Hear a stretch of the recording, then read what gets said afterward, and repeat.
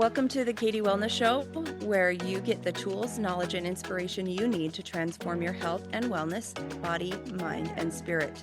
You'll learn holistic and practical wellness strategies that empower you to reclaim your health and fully step into your power. You belong here as you learn to tap into your intuition to support your body every step of the way. Let go of what's no longer serving you and teach these tools and strategies to your family to raise emotionally and physically resilient children. Hey, welcome back to this week's episode. I recently taught a kids emotional resiliency class for a homeschool co-op group, and I'm just reminded how important this information really is for kids and for adults. And the goal of this emotional resiliency class is to help parents and kids learn healthy ways to respond to their feelings and emotions. You know, kids often wear their hearts on their sleeves until they learn from society or until they learn from trusted adults that it's not okay to cry or that's not okay to be frustrated and throw a tantrum. And so it starts really young that we start to bury our emotions and hold on to the hurt and the sadness and the frustration. And I am here to give you tools that you need to help your kids and also help yourself let go of those emotions in a way that is feels genuine to you, that is not hurtful to the person or other people, and that it can help you live a fulfilling life. Because when we suppress our emotions,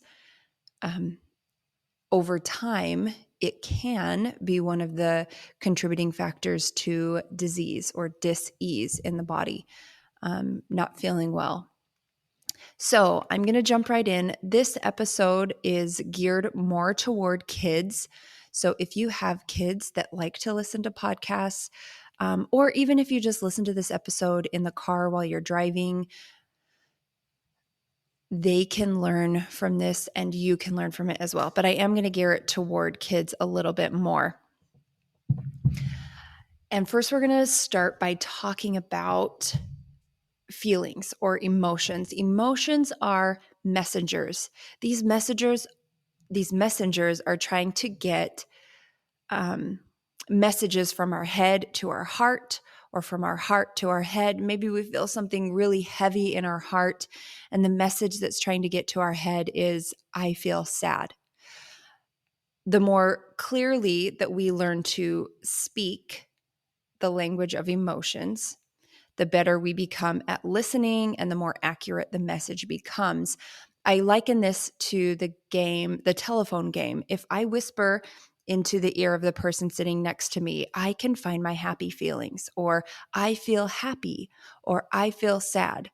By the time that message gets whispered around the circle and gets to the end, is that message still the same, or is it going to be different? The more that we practice listening to those messages that our body is telling us and responding in a way that feels good, that feels safe, and that feels appropriate, the better that we can become at being attuned to our emotions and what they're trying to tell us. Now, our feelings can feel really light. Think of a helium balloon. A helium balloon, it barely feels like anything at all. Or even a feather. A feather barely feels like anything at all in your hand. And light feelings can make us feel lighter. Happiness makes us feel lighter. Joy, excitement. These things can make us feel happy and maybe even floating, right? Like that helium balloon. Our heavy feelings feel kind of like a rock.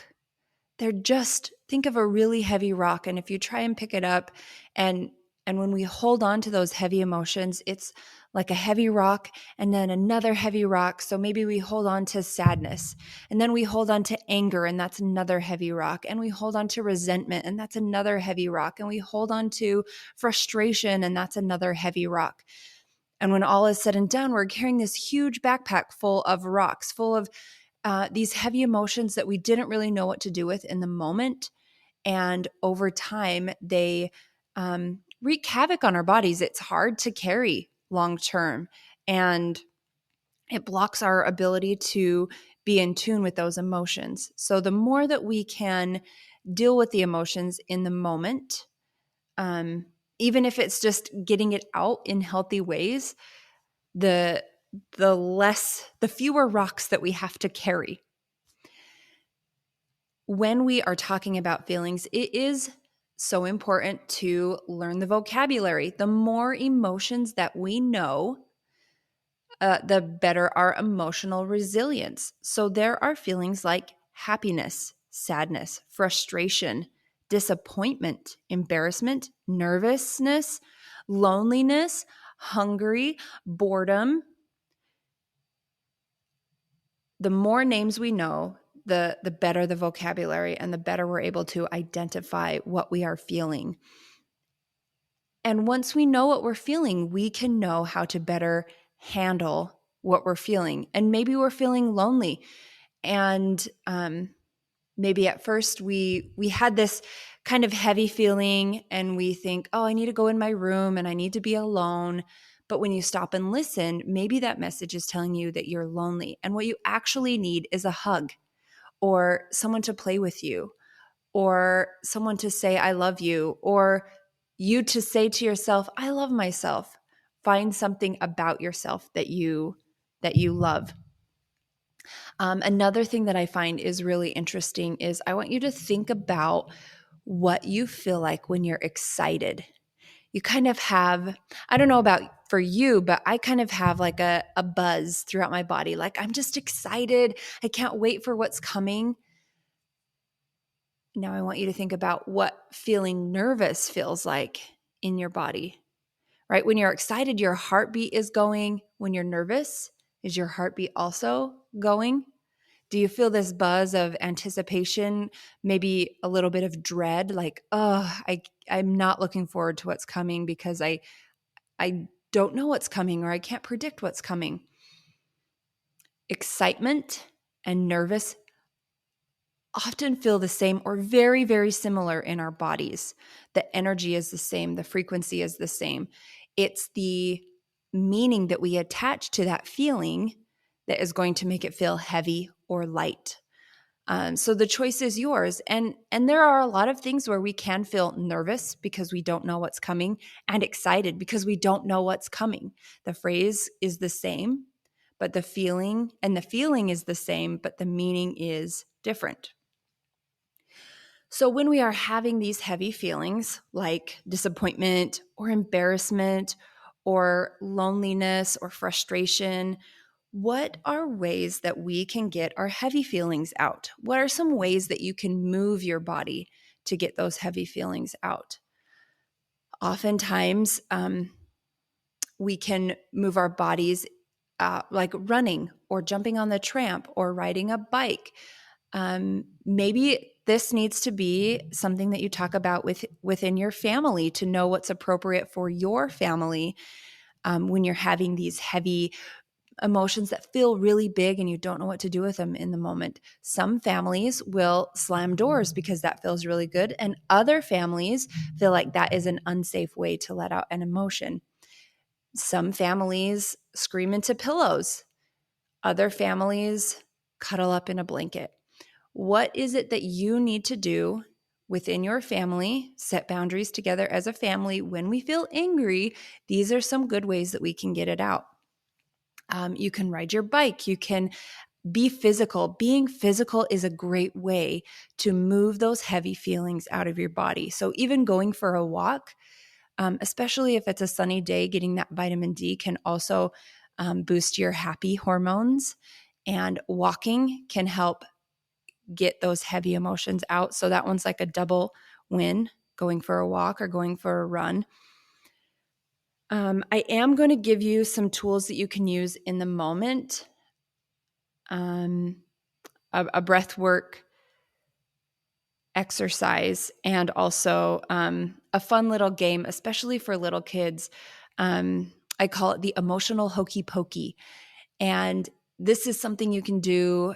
It really helps kids to get out of their head and overthinking and over worrying and over analyzing and feeling completely out of control, and gets them into their bodies, into listening to their bodies.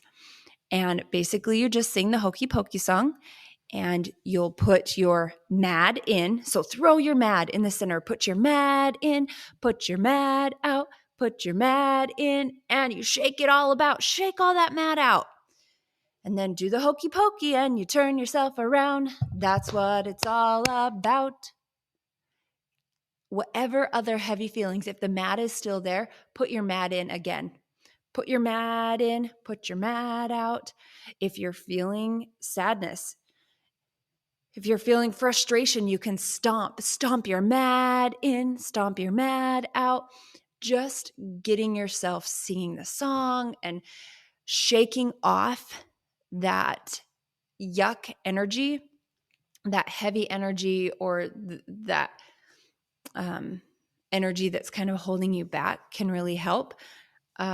In the song, you can stomp, you can jump, you can do jumping jacks, you can do push-ups, you can stomp your feet, you can turn on a fun song that you love to sing along to. That is one of my favorite ways to get out my yuck emotions. Another one of my favorite ways is screaming into a pillow, or just even screaming out loud. And typically before I do this, I'll warn my family, hey, I'm feeling really frustrated right now. I'm going to go in my room and scream into a pillow.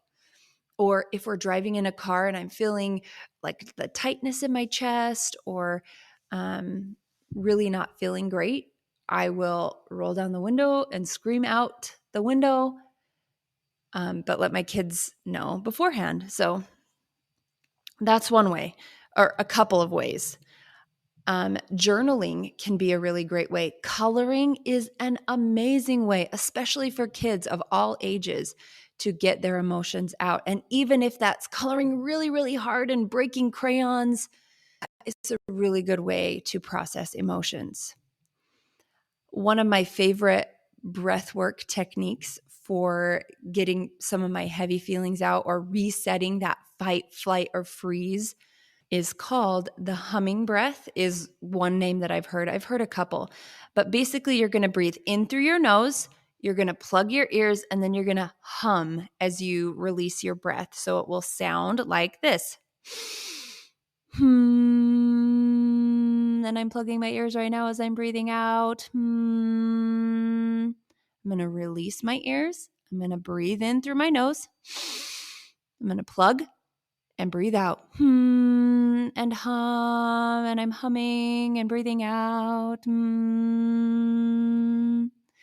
Okay, so I know you couldn't see me, but I was trying to describe the process as I was doing it. So that is a really fun one to use in the moment, is a humming breath. Another breathing exercise that you can use in the moment, counting to 10 or counting back from 10, 9, 8, 7, 6, 5, 4, 3, 2, 1, and just breathing and trying to get yourself centered. That one works for some people. I prefer to do box breathing. So I will breathe in for 4 seconds and hold that breath for 4 seconds, and breathe out for 4 seconds really slow, and then hold for 4 seconds. And I'll do a couple of rounds of that box breathing. Sometimes other people will try to get their mad emotions out by saying mean and hurtful things to other people. And I, as a visual person, I think of this as someone who is has so much like garbage or mud on them that they're literally taking it off and throwing it at other people. And sometimes it is it's really easy to take that personally. It's really easy to take other people's bad moods and take it on as our own and think that it's our fault and think that we did something wrong. And I'm here to tell you, you are not responsible for anyone else's emotion but your own. You are only responsible for your own emotions. And if someone else is having a bad day and they're trying to get their yuck all over you, they're trying to sling mean words at you, and they're trying to throw the mud or garbage on you, it is your responsibility to block it, to not accept it, to not let it affect your mood. And this is something that is really, really hard to do, but it is something that you can practice doing every single day. And what this looks like is you can visualize a wall going up. You can repeat a mantra in your head like, I'm only responsible for my emotions. And that begins to change how your brain perceives other people's moods. I know that we want to be helpful for other people. We want everybody to be in a good mood, especially people who tend to be peacemakers. They want everybody to be happy, and they want to fix it, and they want to make it right. And I'm just here to tell you that your job is to be responsible for your emotions only. And I'm not saying you shouldn't try and help other people. But I'm just saying, don't take it personally if they don't want your help, or if everything that they're saying back to you is mean or hurtful or negative. There is a time and a place for separation and for hard boundaries. In the instance of physical, emotional, financial abuse, any of those, I'm just going to encourage you to seek counsel through prayer and through professionals. But also know that you are worthy of having your own emotions and that you are not responsible for anyone else's emotions. I'm just going to put that out there. Okay, parents, how can you help your kids be responsible for their own emotions? And also, how can you be more responsible for your own emotions? One thing that you can do to help, I have 3. Okay, so identify and verbalize your own emotions. The more emotionally aware you are, you model that to your children and they will pick up on it. So the more that you can identify in yourself what those messengers, those emotions or those messages are trying to say, and verbalize it, the better your kids can become at this skill as well. It's a skill that you develop, just like learning to ride a bike or learning to play the piano. It is a skill that can be developed over time. This looks like, I feel really mad right now, and it kind of feels like a fire in my belly. Okay? We identify it, we verbalize it, and we tell our children or speak out loud how it feels in our body. I feel really sad right now, and it feels like my heart is hurting. Or I feel really happy right now, and it feels like my heart is expanding like a balloon. The more that we verbalize, the more our kids can look for signals of what those emotions feel like in their bodies as well. So, first one is identify and verbalize our own emotions. Verbalize what it feels like in our body. That's the second one. And the third one is to validate our kids. So, when we see them having a hard time, you can say, it looks like you're really mad right now. I'm going to give you a minute to calm down. Or, it looks like you're really sad right now. Would you like a hug? Help your kids learn the vocabulary of what their emotions are trying to tell them. And sometimes in the moment, if it's like a tantrum situation, or if it's For me as a mom, my boys are very physical, so often it turns into wrestling. And usually I know when it's gone from play wrestling to rough, aggressive, I am mad wrestling, by the language and the noises and the intensity. Um, because I've been working on being emotionally aware in myself, I can feel when that energy shifts for my kids. And I think it's intuitive. And I think many women have it, if we are not distracted. So start to cue in to those emotions when it starts to escalate or when it starts to build, and start to tune in to your kids. And I realize that not everyone is super in tune with their kids, and that's okay. I don't want you to take this in a negative way or feel like a failure. But I do want to encourage you to get in touch with your own emotions, to identify them and verbalize them, and start to identify what it feels like in your body. Then you can start to validate your kids. It looks like you're really embarrassed right now. I'm so sorry that that happened to you. Is there something we can do to make you feel better? Do you need a hug? I love you no matter what, even if you did something that was embarrassing. Boredom is often an emotion, and my kids confuse this one with hunger sometimes, as yours may also do the same. I think it's kind of natural, and even sometimes as adults, we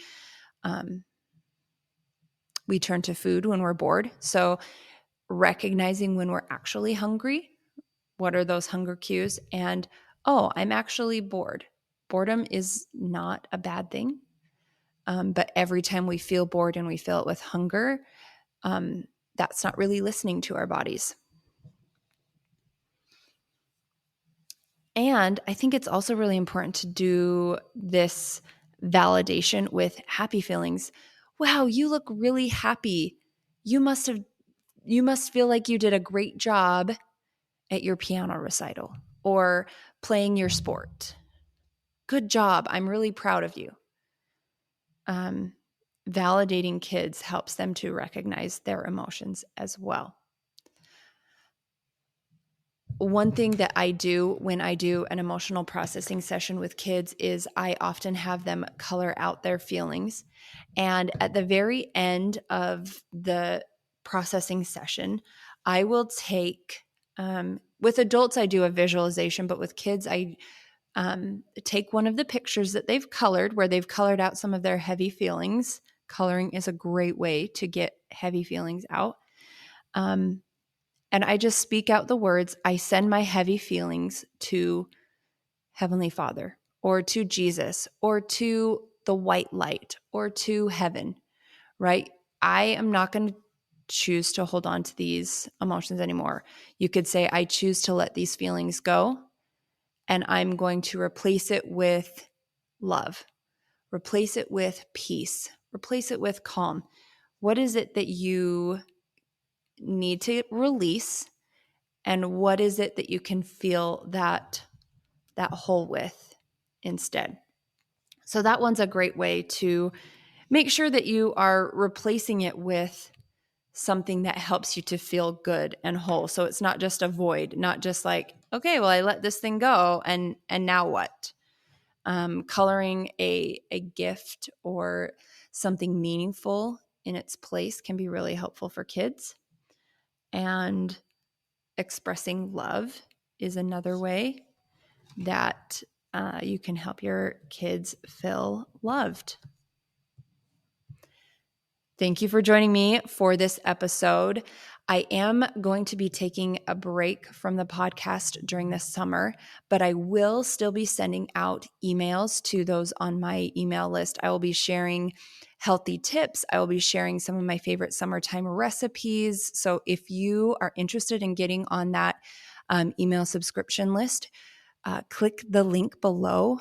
I have a couple of freebies that you can receive in exchange for getting on that list. I have an anti-inflammatory protocol or anti-inflammatory guide, 10 things that you can be doing to help reduce inflammation in your body to extinguish the burn. I have a breathwork printable. It comes with 4 or 5 breathwork activities or breathwork exercises that can help with a variety of different things. Some of it is for heartburn, some of it is for colds or for racing mind or for anxiety or clearing negative self-talk. There's a bunch of exercises that you can use for a variety of different reasons. So I have those 2 free printables, and I may have a gluten-free guide, like 5 steps for if you are needing to make that transition from gluten to gluten-free, for health reasons or for inflammation reasons, or even just to see if it does make your body feel better.